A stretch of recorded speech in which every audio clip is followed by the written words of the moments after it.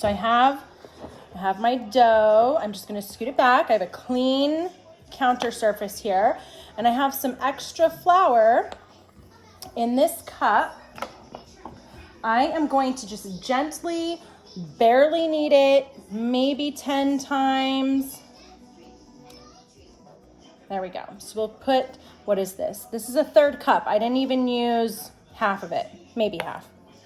All right, then I'm going to I like to use a spatula to pull it out of the bowl. See? So I'm just gonna put it right on. See how it's sticky? It's not one big, hard, firm ball, but it's one big mass, I would say. And it kind of pulls away from the bowl a little bit on its own. This is a good texture. I'll try and get as much of it in there as I can. Some of this extra bit. That's good. All right, there you go, okay? Now, so I got the flour on the counter, and now I am going to sprinkle, it's kind of packed in here. I'm gonna sprinkle a little bit on top, maybe put a little bit on my hands. Okay, and I'm just going to knead this a little bit, rotate it.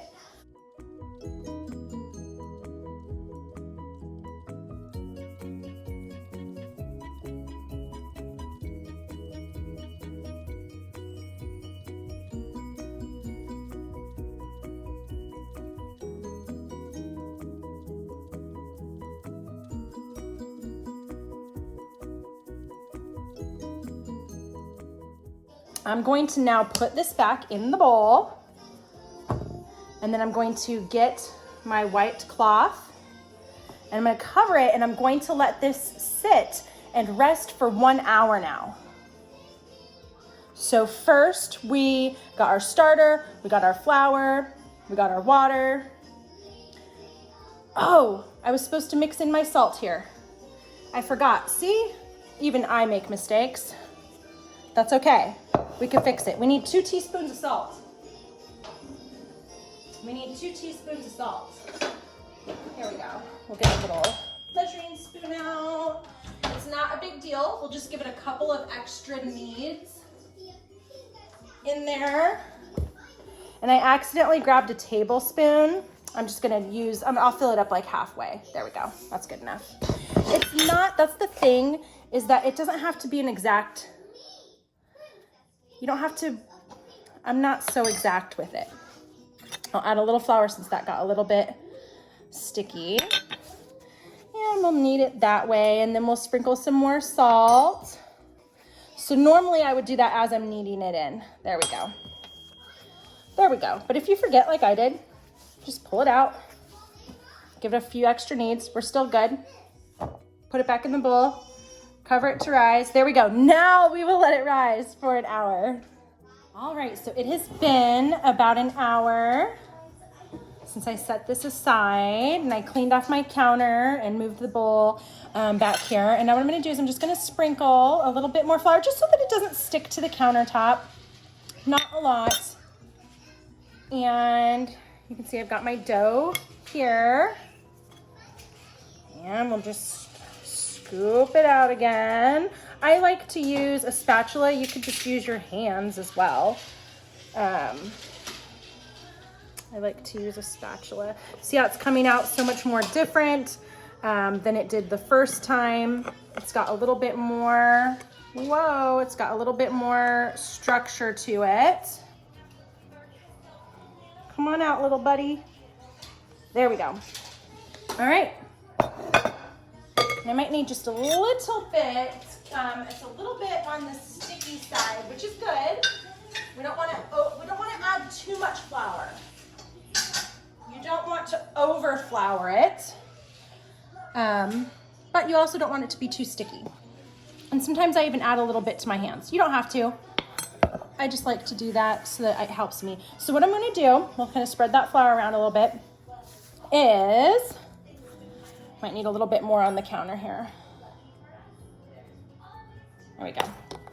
All right, so I'm gonna take it and fold it down, and then I'm gonna turn it 90 degrees, fold it down, turn it 90 degrees, fold it down, turn it 90 degrees, fold it, and then I'm gonna tuck everything under. I'm just grabbing everything. Kind of reminds me of a jellyfish when I do that. And then the top is a rounded shape. That's all I'm doing. I'll kind of roll the bottom in a little bit of flour because it's kind of sticky. And I'm just gonna put it right back in the bowl. That's it. Nothing fancy, okay? And I'm going to let it rest for another hour. Okay, so what we are going to do now is pull this out. We let it rise for another hour. I have a clean surface, just adding a little bit of flour so that it doesn't stick to the counter. Pull this out of here again. And now we're going to do a pre-shape and then let it sit, let it rise a little bit for about 20 minutes.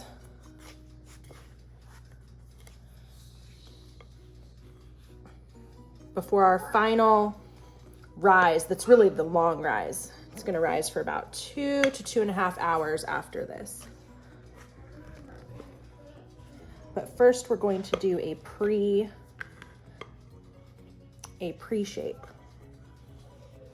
There we go. All right. We'll add just a touch more flour on top so it's not too sticky. I'll just turn it over. I'm not kneading it or anything.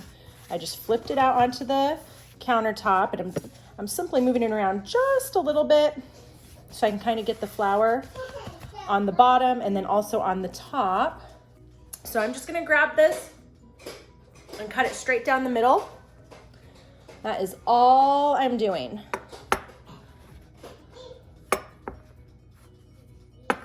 That's it. And then I will gently kind of tuck the edges under, shape it in to a ball a little bit, just very gently, not making a whole lot of effort or moving it around too much. We don't want to mess up any of the air that has built up in there, the rise that has built up in there. That's it.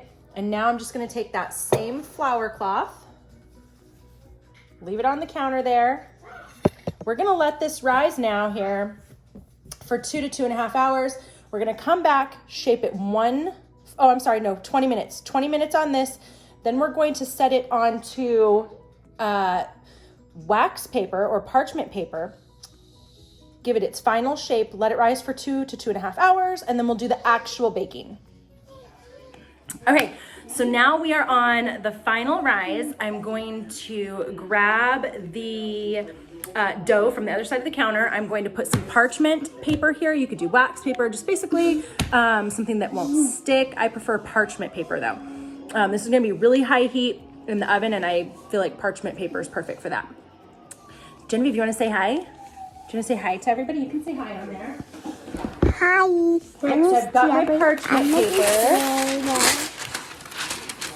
And I'm actually going to rip this in two because we're going to bake them separately. So that's all you need. Not a big deal. I have 2 of those.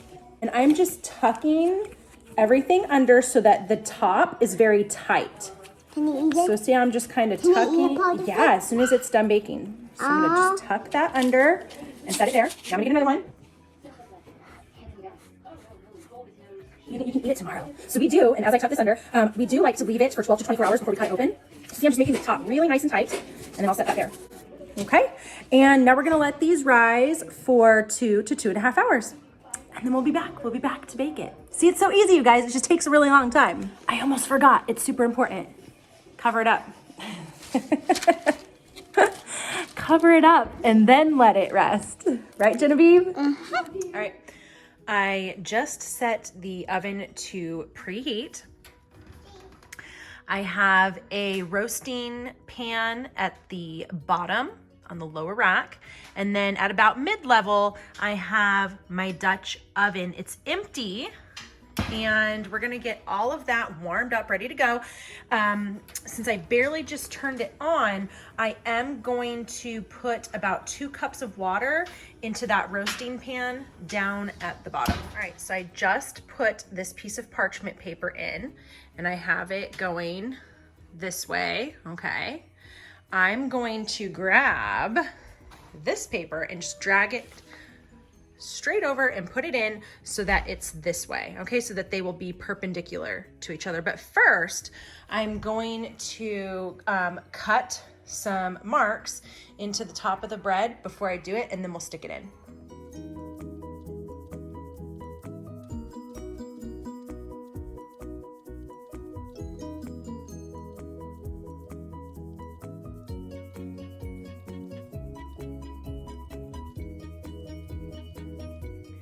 All right, I laid it in there. It's not perfect. If the parchment moves, it's fine. It is what it is. Put it in there. I'm going to carefully with oven mitts grab my lid, set it on here, put it in the oven for about 40 minutes. The last, I would say probably 5 to 10 minutes, I'm going to remove the lid so that we can get that nice golden caramel color on top.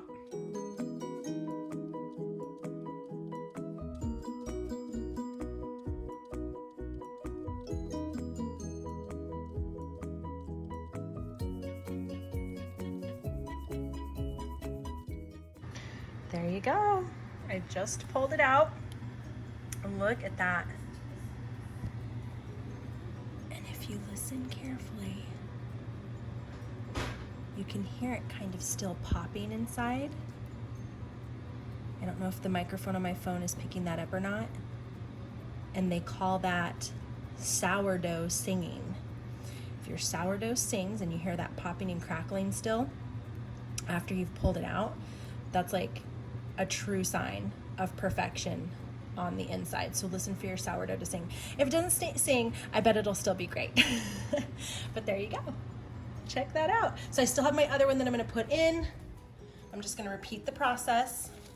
I'm gonna score some lines in there, and then I'm still gonna put it in this because it's already preheated, just like this one was before it went in. So there you go. And then I will wrap it once they are cool. I'll let them cool down for at least 30 minutes. And then I will wrap them in a flour sack cloth towel. Not a plastic bag or anything like that. It allows it to still breathe, and it just keeps it really nice and fresh. And again, I'm not gonna cut it for 12 to 24 hours to kind of allow it to finish cooking and settling and everything. So there you go. All right, I just removed, and if you noticed, I did a wardrobe change. I'm getting ready for bed. I pulled it out by the parchment paper, and I have it on this cooling rack here. So we're just gonna slide that paper on out. We'll set it over here. And we'll just allow it to cool. But look at that. Woo! Look how nice that is. Isn't that pretty? So there you go. And now we'll stick the other one in. So good. Can you hear it singing?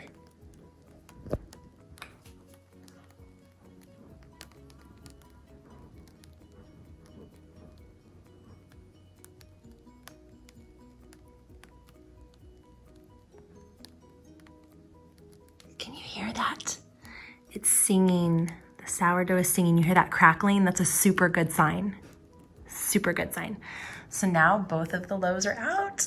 We're gonna let them cool for like 30 minutes and then wrap them up with the flour sack cloths, and then we can cut into them and enjoy them in the morning.